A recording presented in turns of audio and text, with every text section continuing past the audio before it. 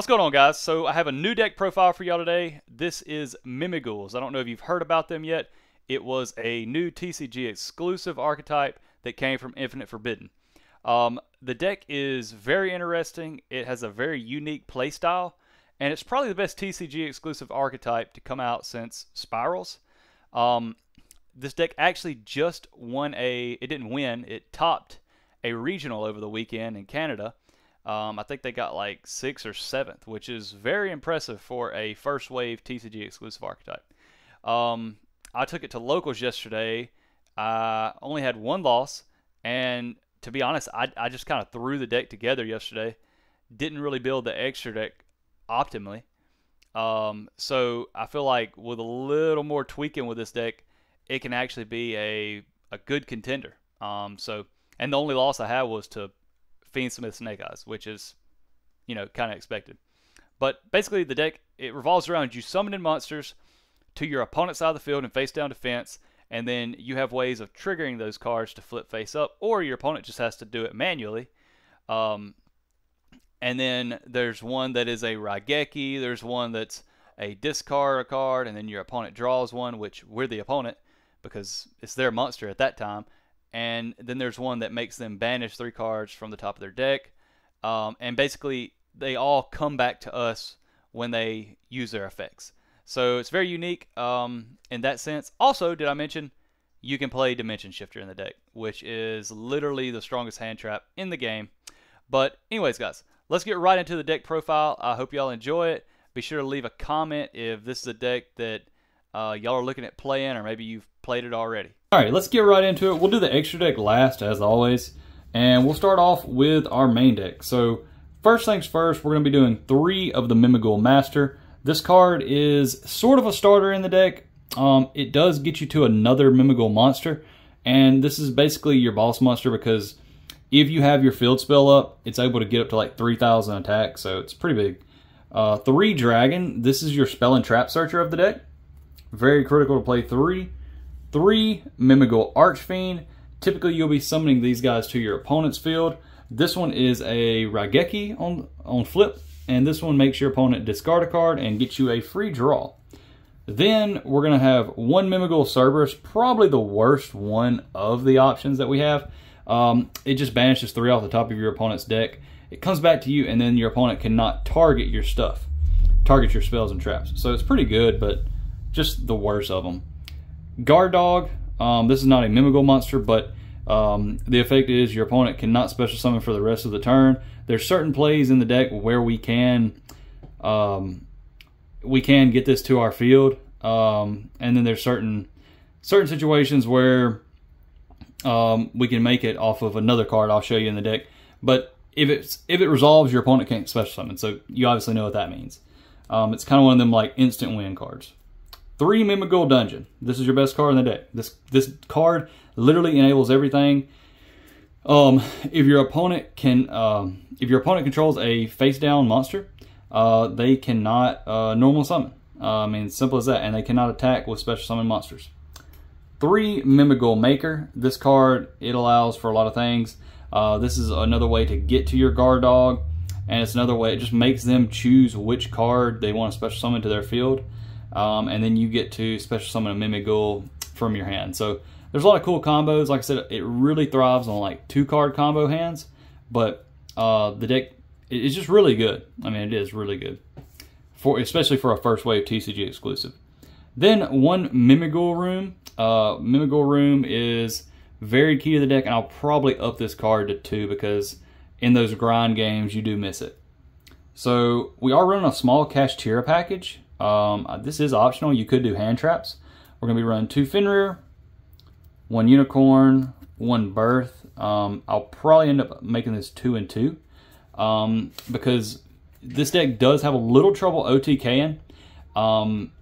So you need big bodies when you can. Even though these do get pretty big on your next turn, if you have the field spell up, they all basically gain attack equal to their defense. So it still helps to have a little bit of help. And plus, you're always going to be triggering effects on your opponent's turn. So you can trigger your Kashtira cards very easily in this deck. So I definitely want to up the Kashtira package to make the deck better. Alright, that's it for our like our main lineup of monsters and engine. Let's get into the non-engine. So we are playing a Thrust package. Again, this is one of them cards, like, I know it's expensive, but it is optional. It just makes the deck much better. So we're playing a Thrust package with Raigeki, Talents, Mind Control. I know this is a little redundant, but this is not a bad one-up to draw. And a lot of times this is better. You know, like if you have both of these in hand, like there's just some weird hands. Again, it is kind of redundant. You could cut it. But if you ever wind up with both of these in your hand, you're in really good shape. And then one Instant Fusion. So Instant Fusion, I do need to talk about this now. It gets us to this card right here. And this card basically gets us instant access to our guard dog. And we all know what that means. So it is a one of, and it's a low percentage play, but it's still worth having in your deck. But that's it for our Thrust package. Also, the next card you'll see, I guess you could thrust into it, but and then you can thrust into the Room and Imperm, whatever you want. 3 Pot of Extravagance, 1 Called By, and 1 Terraforming. That's it for the spells, pretty much. I don't think there's any more spells. No, there's not. Yeah, I mean, Called By, we do kind of get hurt by Droll a good bit in this deck. And I'm playing Extrav because I didn't build my extra deck complete yet. So I didn't really care about it too much. But in the future, I would play Prosperity because you really need to see the field spell. So I'd recommend Prosperity. But this card is also good if you don't care about your extra deck. And if you're just playing the deck for fun. But if you're wanting to play it like at a highly competitive level, I would go Prosby. For our hand traps, 3 Dimension Shifter. Literally, you can play Dimension Shifter and never even miss it. I mean, the cards that are in the grave, you don't even really care about them. Especially if you do this going first. It's just like, or when your opponent goes first and then you shifter them, it's totally irrelevant. 3 Infinite Impermanence. It's just really good board breaker. It can trade 1 for 1 with a lot of things in the meta today, like Fiendsmith Desiree. Well, you can't target it, but you could like target their Appaloosa. You know, you get what I'm saying. And then the boss card of the deck, there can only be 1. This card makes people play really weird. Snake Eyes can play around it somewhat, but there's a lot of decks like Tenpai. They just cannot do anything with this. They literally can't do anything with this card. Unless they hard open the Feather Duster, because Lightning Storm's typically going to be dead because we make sure they control a monster. And that's kind of the whole gimmick of this deck. But the deck's really not a gimmick because it's actually good. So the only 3 in here that actually matter are Master of Ham, Instant Fusion target. Underworld Goddess, I did make that. That card's actually good because we always put up a lot of bodies. Lyrilisk, Assembled Nightingale, and then literally all these other ones, like I just took it out of my Chimera deck. So I literally threw the deck together, like the extra deck together really fast. But these, you'll want to play probably the Kikinashi Fucho or whatever. I think that'd be a good card to play in here. There's 1 Xyz monster that's level 1. You got Lionheart, number 54, I think. Lionheart. That's a good one. We do want to play a Zeus Downard package in here because you can attack with this and then make Downard, make Zeus. Some people are playing a Ghost Trick package in here. I think that's fine, but you have to play some cards in your deck. I prefer to play the cash stuff over the Downard stuff in the main deck. But anyways, guys, the rest of the extra deck really doesn't even matter. Just for a little bonus, let me kind of show y'all a combo, and y'all can kind of see what you end up with. All right, so we're gonna assume we start off with the field spell. You're going to activate the field spell. Field spell, activate it again to add. And this is all going to depend on your hands. So, Mimighoul Master. We're just going to do like a 1-card combo. So, you'll normal summon the Master. If you already have the Master in hand, or if you already have... Like I said, this deck really depends on 2-card combos.